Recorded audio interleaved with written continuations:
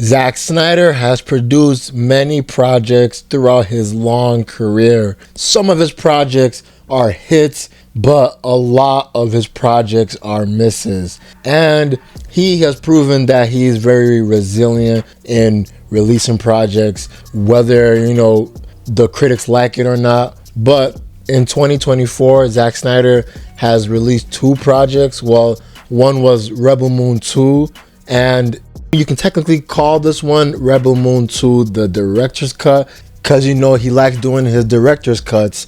But he's also released an animated series as well that is on Netflix, and that is called Twilight of the Gods. And it is based around the Norse mythology, where you have to deal with the likes of Thor, Loki. You have to go to the places such as Jotunheim or Asgard and Midgard, so he's dabbling his toes into the Norse mythology. And the first episode dropped. So I'm going to tell you this right now. This show is better than his most recent projects, but it's still pretty slow and still pretty mid. But I'll tell you this right now, the animation is pretty good. The fight scenes are very brutal. There's a lot of blood in this show. The first episode alone, a lot of people died in this show. And I'm going to tell you this right now, when he does the action scenes, that's where Zack Snyder is at his strongest. Is when he's doing the fight scenes, when he's doing all the scenes that are showing death, all the scenes that are showing wars, are depicting intense battles. That's where he excels at, in my opinion. But the main trope that Zack Snyder is mostly known for, that slow motion, unfortunately, he's also put that in the show as well, specifically in the first scene when they're, doing the backstory and basically just doing a huge monologue of what has happened between Sigrid and Leif's life. But we're seeing the same slow motion scenes and the same monologues that go on and on and on. And he even did a slow motion sex scene where, it's not bad to have sex in any type of media, whether it's live action shows, animated shows, live action movies, and animated movies. It's not bad to put that there, but this sex scene in particular went for at least a minute 30 seconds or 2 minutes, and I was like, did he really need to add that? And even when Leif and Sigrid were riding their horses to Jotunheim to see Sigrid's family because they're about to get married, when they were riding the horse, it was like 45 seconds, and I was just thinking to myself, damn, like, that scene could have been done a little bit quicker, But when they do reach Jotunheim, they now meet Sigrid's family because Leif really wants to marry Sigrid and Sigrid really wants to marry Leif. They love each other and they're having a good time. How Zack Snyder, he does his long scenes where they're eating, they're drinking, they're having a good time, they're laughing, the same Zack Snyder scenes. But this one, it wasn't too bad in my opinion. But the first half of the episode was not good in my opinion.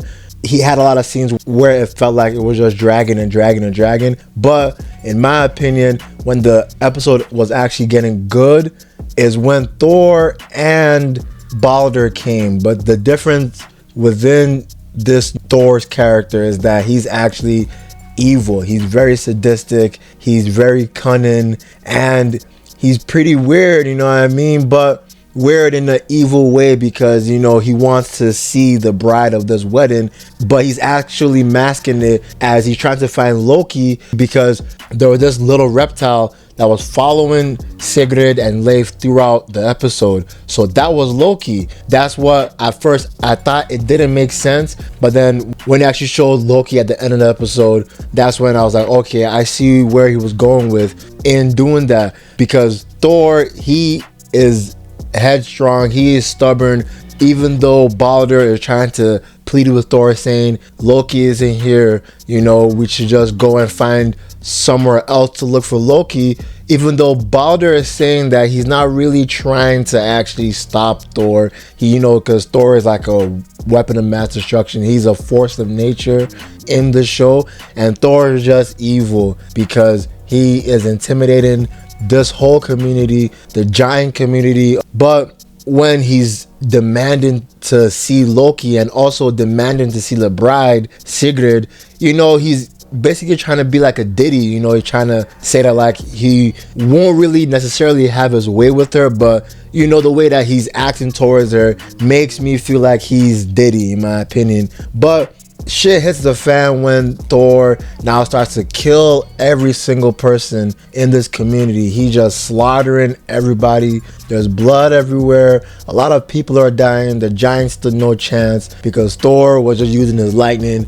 and just decimating every single person in his path. And that scene in particular, I think, was done good because of how brutal it was and to show how sadistic Thor is, you know what I mean? But he basically slaughters everybody in here, and Balder is not trying to help because there are gods, in this universe. They're just dicks. But the episode ends when we now see Loki, because Sigrid and Leif, they kind of survived this attack, but they're still wounded.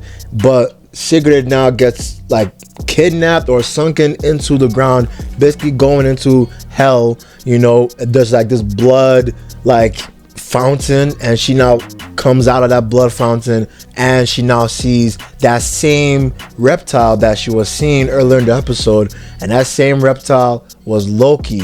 And Loki, he basically is trying to ask her that, hey, you want the blood of Thor? I can give you that. Let's work together. And that's where the episode ends. But the show, and this first episode in particular, it was pretty dry. It was pretty stale. The voice acting that a lot of the characters had, in my opinion, it was just boring to me. Thor's voice acting was pretty good, in my opinion. Even Balder's voice acting was good, but the rest, they weren't really that good. But the story was pretty bland at first, but then when Thor now slaughtered everybody, it kind of made it interesting, but it's still kind of bland because we're actually gonna start to see Sigrid getting her revenge against Thor with Loki's help. But we all know that Loki has something up his sleeve where he will most likely betray Sigrid, most likely, that these are all assumptions. But the thing that really saves the show from not being complete ass is their action scenes, because it's very bloody, it's very gory, and Zack Snyder, when he really locks in and actually creates intense action sequences, that's when he's at his best, in my opinion. But I mean, Twilight of the Gods is pretty decent. It's not too bad overall, in my opinion, compared to his most recent projects like the Rebel Moon franchise and his other projects that I'm not even gonna get into all the way in the past. A lot of them are ass and trash and just pure nonsense, but this one is pretty decent, still kind of dry and sluggish, but the action sequences will save it. As the end of it, on my piece.